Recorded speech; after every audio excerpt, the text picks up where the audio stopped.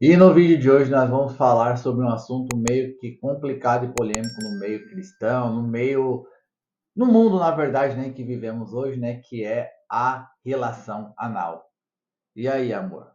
É pecado, não é? É certo, não é?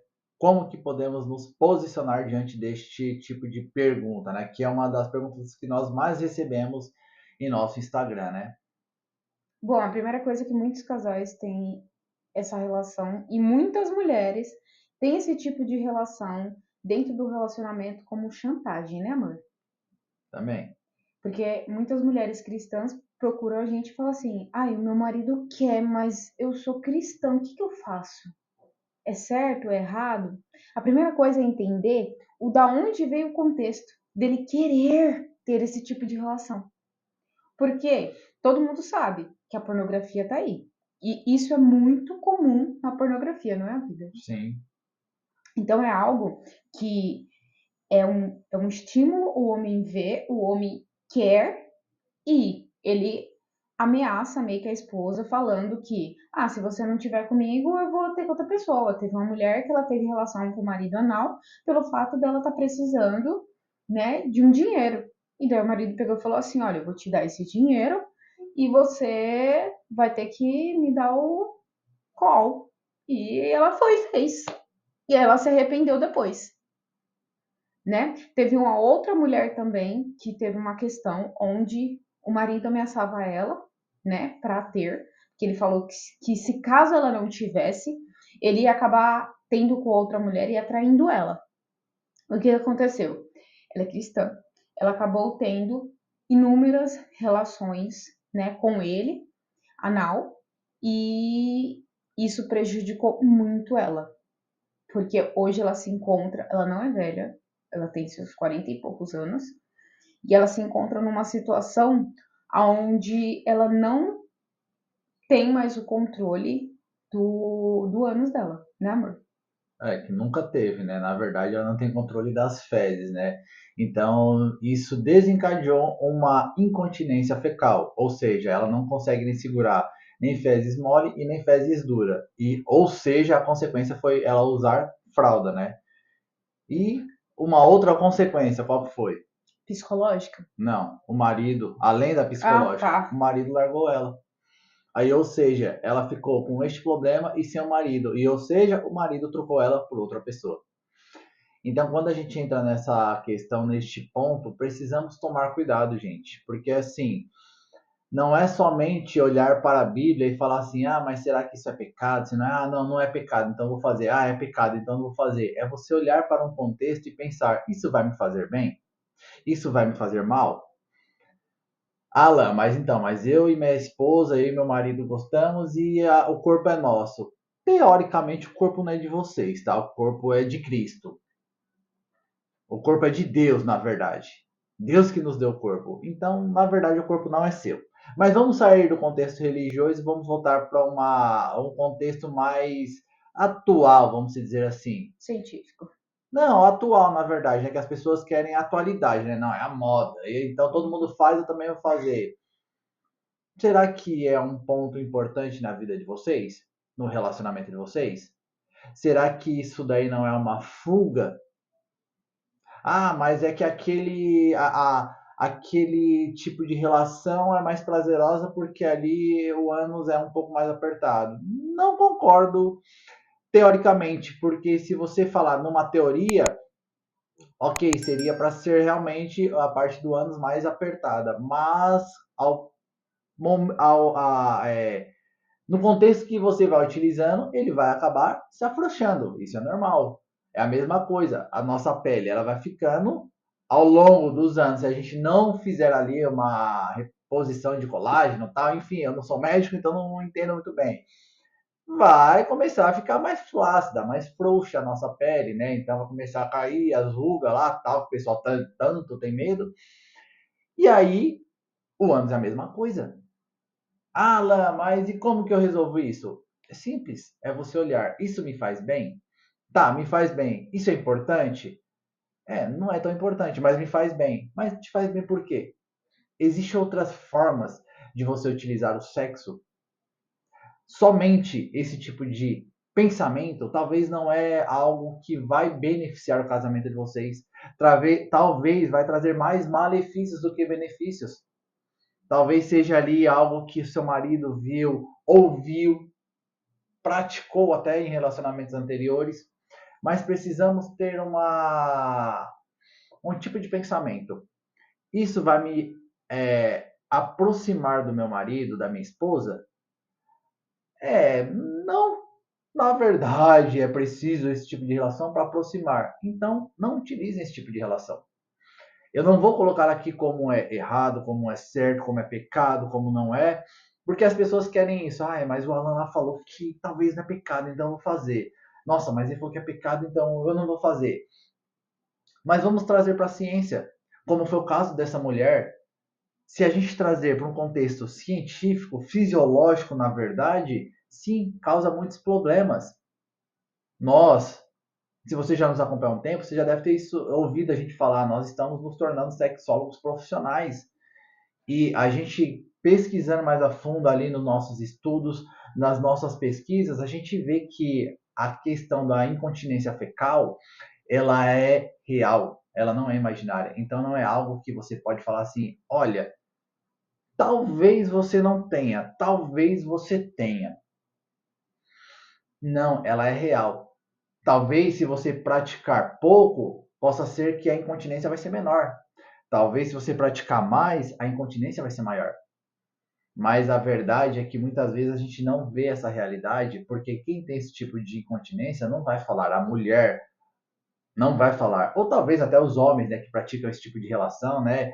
Enfim, eles não vão falar, porque é vergonhoso. Imagine você, uma mulher com 33 anos de idade, sei lá, 34 anos, você utilizando uma fralda por conta desse tipo de relação. Você vai chegar para outra pessoa vai te olhar com ar de nojo, com ar de julgamento, com ar de meu Deus, que nojo, eu não quero estar perto dessa pessoa. Então você guarda para isso. E quando a gente pergunta, você vai falar: ah, olha, é legal, tá? Eu praticava, é prazeroso e realmente fortalecia meu casamento. Só que você não vai falar a parte prejudicial. E tá tudo bem, porque a gente não quer expor as nossas dificuldades ali ao ponto de a pessoa falar, mas sério, mulher, você usando fralda com 30 anos de idade, 33, 35? Ixi Maria, então eu vou ficar ali resguardando essa minha dor, entende? Só que quando a gente para analisar por um ponto de vista fisiológico, a gente anatômico, né, a gente para e pensa assim, olha, é melhor eu evitar. E se seu marido, por exemplo, ele utiliza essa fala, olha, se você não fizer esse tipo de relação comigo, eu vou te trocar. Fala, boa sorte, pode ir embora. Muito obrigado, durou até aqui, foi bom, mas eu não quero mais. Nossa, mas espera aí, vocês são terapeuta de casais e vocês falam que o casamento tem que ser duradouro desde quando há respeito, desde quando há amor mútuo. Agora vamos trazer aqui um pouco rápido do contexto religioso. Por acaso Deus vira para você em algum momento das suas orações e fala assim: olha, se você fizer tal coisa, eu vou te amar mais. Não, Deus ele ama-nos incondicionalmente. E por que não podemos arrumar um ser humano que nos ame incondicionalmente? É claro que ninguém vai amar igual Deus nos ama. Mas o porquê não a gente amar a outra pessoa sem condições? Olha, se você fizer isso, eu te amo. Se você não fizer, eu não te amo. Não, ame de verdade. Fazendo ou não fazendo. Nossa, mas é que eu vi um amigo meu falou que é legal, tal. Mas será que é legal? Será que realmente é prazeroso? Será que isso é benéfico? Será que isso é bom? Talvez não seja tão bom. O que é bom para ela talvez não é bom para mim. Eu sempre vou citar esse exemplo, uma coisa que ela ama fazer. Na verdade, não é fazer, é comer. É jiló, é abobrinha. E eu falo assim, cara, eu te amo, você é a pessoa que eu escolhi para minha vida, mas eu não gosto de abobrinha, eu não gosto de jiló, até como abobrinha, de vez em nunca como, né? Mas não me desce assim redondo, como uma lasanha, como, sei lá, algo desse tipo. E ela já não curte muito, né? Enfim, mulher tem mais essa questão. Não, não vou comer essa coisa porque pode aumentar o peso, tal. Homem não, homem tá nem aí. Homem não, eu gosto de comer, para aumentar o peso tem que comer. Entende? Ela não precisa gostar do que eu gosto e eu gostar do que ela gosta. Pra gente nos amar, a gente simplesmente precisa respeitar. Olha, você gosta de jiló? Legal, compre jiló pra você. Olha, eu não gosto, eu não vou comer. Então, a partir do momento que a gente entende esse contexto, a gente para analisar e pensa assim: olha, realmente, o que eu estou fazendo não é tão agradável. Mas eu vou fazer. Mesmo assim, porque o outro pediu num ar de chantagem. Tá bom, legal, vocês querem fazer? Façam. Só que depois não esqueçam que vai vir uma consequência. E aí depois não adianta falar assim, nossa, ninguém nunca me falou isso, porque olha, gente, o tanto de informação de pessoas que trabalham com uma seriedade na internet está cheio de pessoas que têm a mesma linha de raciocínio do que a nossa. E tem outras que já falam de forma diferente. Não, é legal, tá, vai lá, vai. Só que eles não vão te falar as consequências. Então precisamos analisar qual é o benefício e qual é a consequência por detrás. Um outro exemplo rápido. Dinheiro. Eu tenho 100 mil reais na conta. Eu vou torrar tudo. Com quanto? Qual vai ser a consequência de eu torrar 100 mil reais? É ficar sem dinheiro. Será que não é mais fácil utilizar esse dinheiro com inteligência para aumentar esse dinheiro para depois talvez eu gastar um pouquinho? A mesma coisa no nosso corpo. Qual que é a forma inteligente de utilizar o nosso corpo? É dessa forma para não ter esse prejuízo. Então vamos tomar cuidado com essas questões de chantagens, de olha, eu não sei se vale a pena, mas eu vou fazer porque o outro pede, porque o outro quer. Toma cuidado. Quando vocês forem pensar dessa forma, vejam o exemplo dessa mulher. Ela ficou sem o marido e com um prejuízo enorme. Ah, não, mas hoje em dia eu vi lá o influencer falar que dá para fazer cirurgia de não sei o que, de voltar ao normal. Gente, tem cirurgias? Tem. Funciona? Olha, até hoje eu não ouvi ninguém falar que funciona 100%, como o nosso corpo natural. Tome cuidado, analise, porque existem muitas pessoas que gostam de falar o que querem. Nós aqui falamos o que nós estudamos, o que nós pesquisamos, o que nós aprofundamos. Beleza? Esse daí é uma dica. Fala, meu amor. Só para dar um adendo no que meu marido falou, em questão à fuga, tá? Muitas vezes você, mulher, você é um homem, não tá com um relacionamento ali sexual, íntimo, tão equilibrado, vocês não tá tendo muito prazer, vocês não tá tendo muitos estímulos para que vocês chegam ao auge do prazer, e daí vocês falam assim: "Ah, tá meio frio, né? Vamos dar uma esquentada no nosso relacionamento?" E acaba como uma fuga buscando esse tipo de relacionamento anal. E isso vai trazer consequências.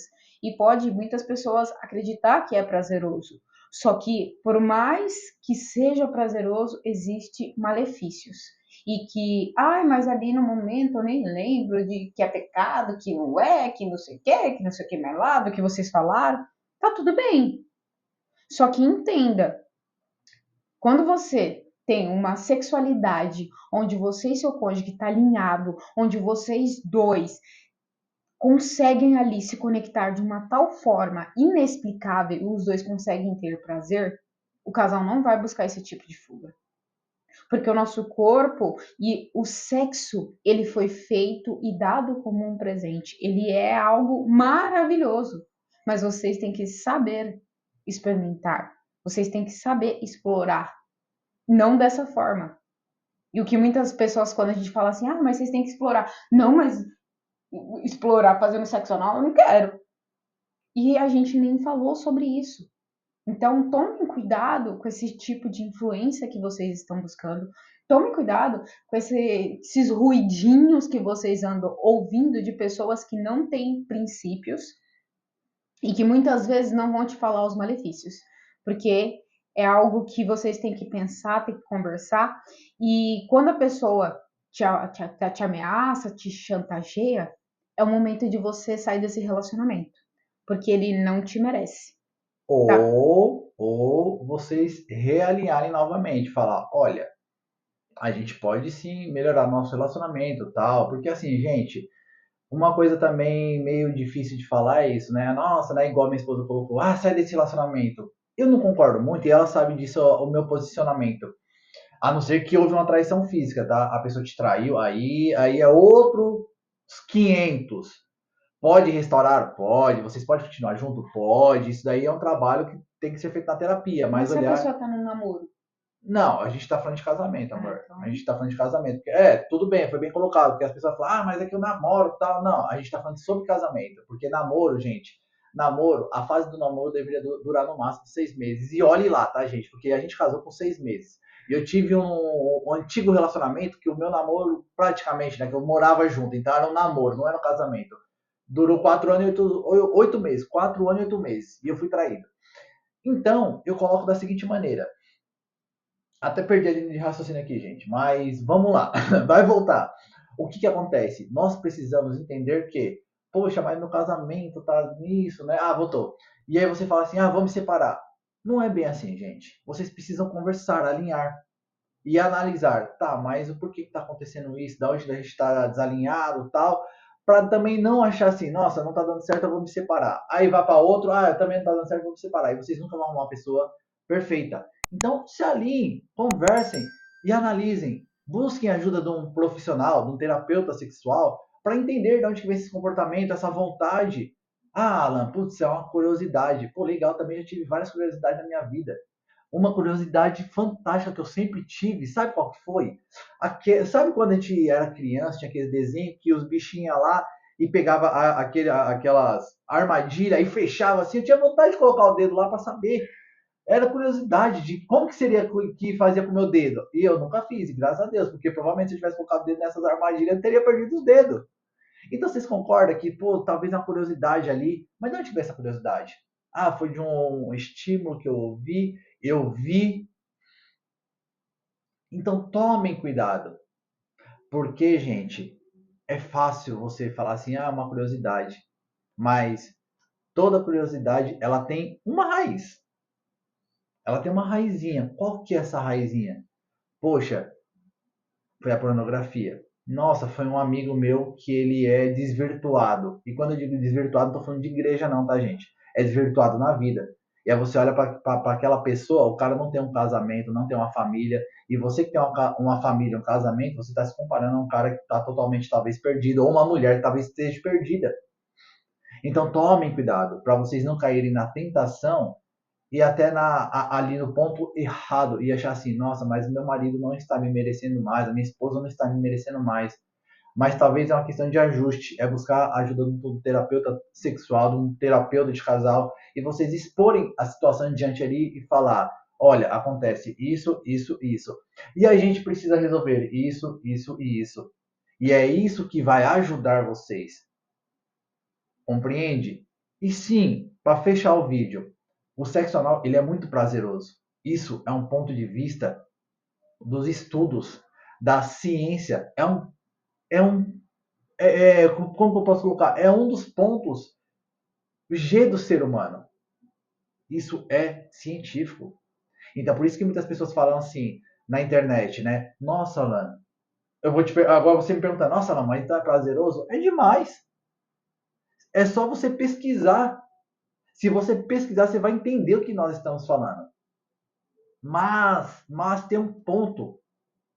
Eu acredito que uma coisa mais prazerosa do que esse tipo de relação, que a relação anal, é você comer uma vasilha desse tamanho de chocolate de lasanha. Meu Deus do céu, olha. Deu até um prazer que veio agora que, ai, tá uma lasanhona gigante, um monte de chocolate. Oh, delícia. É um prazer, gente, que talvez até seja melhor do que o sexo anal.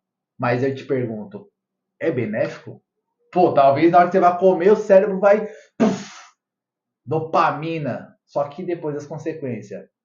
Nós, aqui em casa, somos intolerantes à lactose. Então, se você encher de queijo, um hospitalzinho daqui, pelo menos uns 2 dias, você vai ter que ir. Compreende, gente? Nem tudo que é prazeroso ali vai ser benéfico. Então, tome cuidado com utilizar assim. Nossa, mas o Alan Amara falou lá que realmente é prazeroso, então eu vou testar. E talvez esse teste vai te custar a sua saúde. Então, revejam essas questões de curiosidade, de prazer ao extremo, que podemos ter um sexo prazeroso sem ter esse tipo de relação, não é, minha vida? É isso aí, eu vou finalizar com esse versículo bíblico que muitas pessoas devem conhecer. Tudo posso, mas nem tudo me é permitido. Então, cuidado. É isso aí.